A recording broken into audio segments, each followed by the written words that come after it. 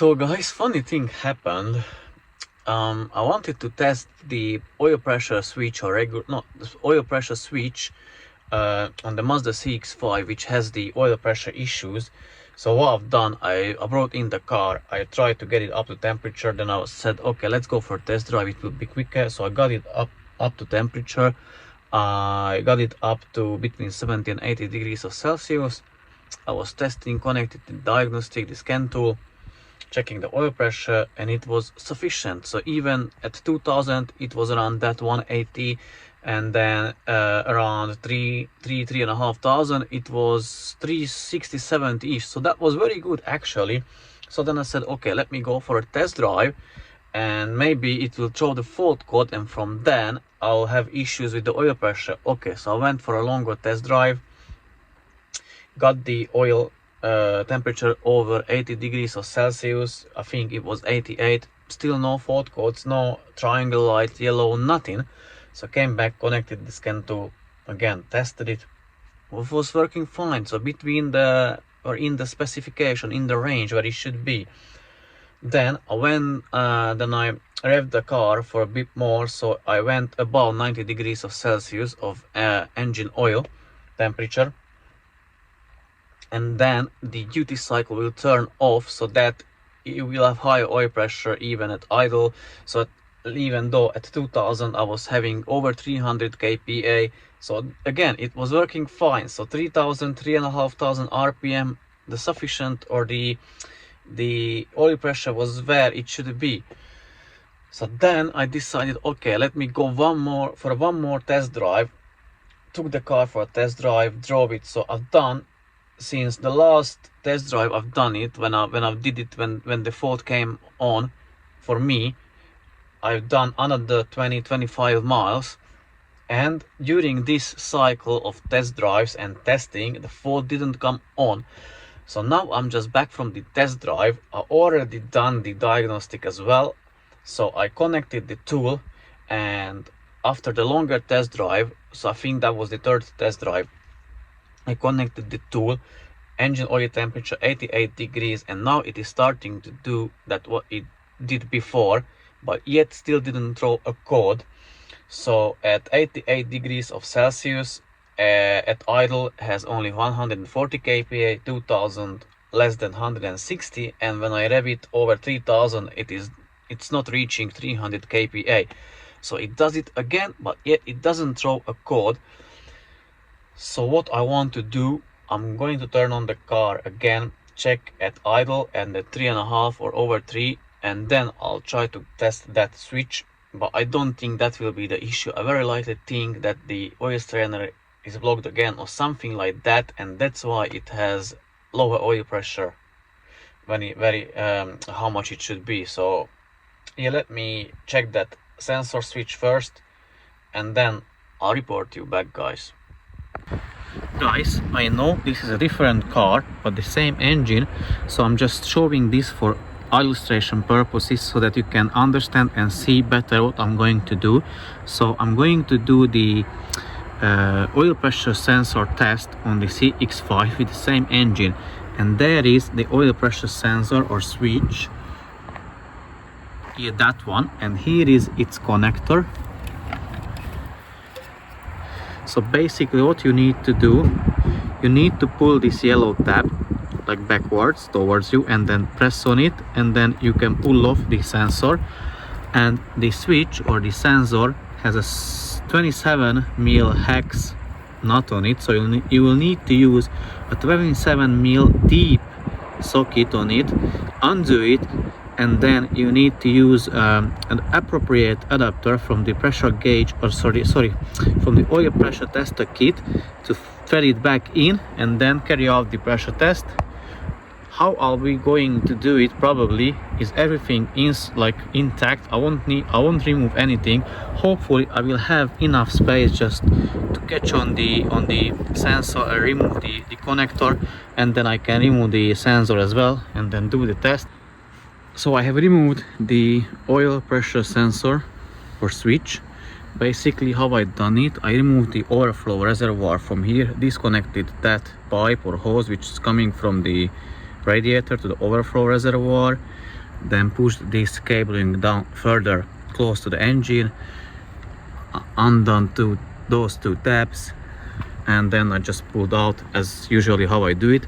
Then I had better access to the oil pressure switch location, which is down there. Yeah, you see that hole. Make sure you don't lose the washer. So how I done it, 27mm deep hex socket, this swivel extension and a short extension, and I undone it with a short or stubby ratchet. Now I'm going to put the adapter there, put back the overflow reservoir, start up the car and monitor the temperature on, I don't know if it's a temperature sensor as well. So connect the scan tool and then check the live data, and my father-in-law will be checking the oil pressure out here.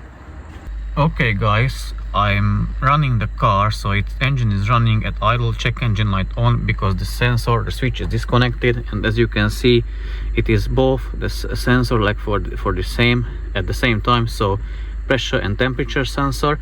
And I'm going to rev the car, it's idling, and my father-in-law is holding the pressure gauge and it is reading 2.2. I don't know how much you can see, but 2.2 bars, which is already higher what it's reading on the diagnostic tool. I'm going to rev it till 2000 and see the reading. So I'm at 2000 at the moment, and the reading is showing 3.2 bars. And if I rev it till, oh, it doesn't go higher than 3000, and it's nearly 3.5 bars.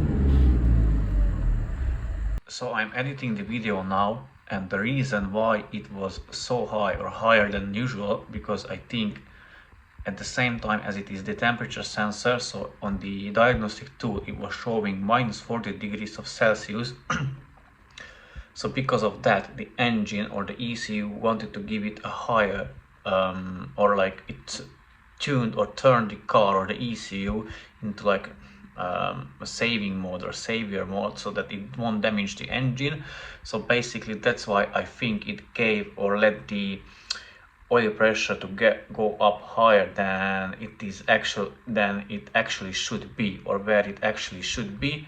So that is the reason, because it is the same if you remove the temperature, the engine coolant temperature sensor, it will show minus 40 degrees and the fans will be working all the time, so that it doesn't damage the engine, because it doesn't know if it is cold, hot, or what the situation is.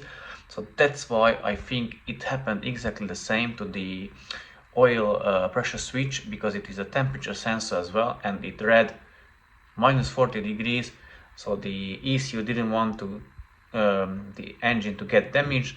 That's why it let the oil pressure to go up higher.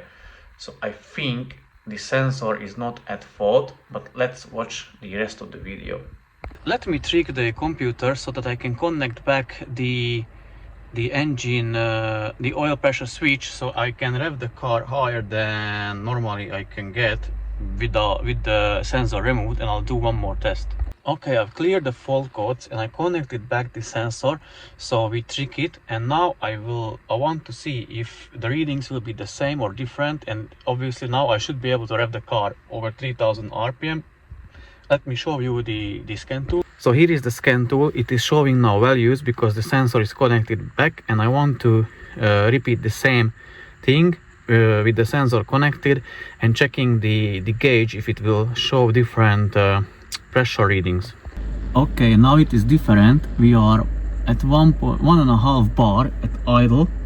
Check engine light on because of the oil pressure, I would say, or like it detects very low oil pressure. And let me rev it to 2000. No, it doesn't. It doesn't rev because the car wants to save itself. As you can see, the oil light came on as well. So I think the test ended here. So what I'm going to do now, I'm going to put back the engine, the oil pressure sensor, and assemble the car back together. And if I'm really good, because I got a lot of Mazdas here, and there are like a known one which are like good, and there are good ones which I know that they are good. So what I can do is I can swap the sensor, take it for a test drive, and see if that will be showing different results or values, I'll need to contact the owner and obviously let him know what I found out, but probably he will be watching the video, probably even maybe first, then I contact him. So yeah, let me assemble the car back together, and I think I may swap the sensor from another car, and then I'll go from there. But I think at the moment that maybe that strainer is blocked again, and that's why it has lower pressure readings, but I will find out at the end of the day anyways. Okay, I have parked up the car outside, so there are two things I can do. I can still swap the sensor from another car and take it for a test drive and check it. Obviously beforehand, firstly I'm going to do another longer test drive, a bit more miles, and I want to see if I can trigger the fault code. I think I will be able to trigger it, so that's one thing. And then after I may swap the sensor, but I don't think it is the sensor problem. What I rather think is that the oil strainer got blocked again. Maybe not that much, but just a tiny bit, and doesn't letting the oil flow that continuously through it, and causing the oil pressure issues or lower oil pressure readings or values. So yeah, I think like I would 90% say that the oil pan has to come off and the situation has to be checked down there. So yeah, this is the case of the low oil pressure issue in the Mazda CX5, which is still lost. Well, thank you very much for watching, and have a nice rest of the day. And have a nice rest of the day, and take care, guys. Bye bye. See you in the very next one.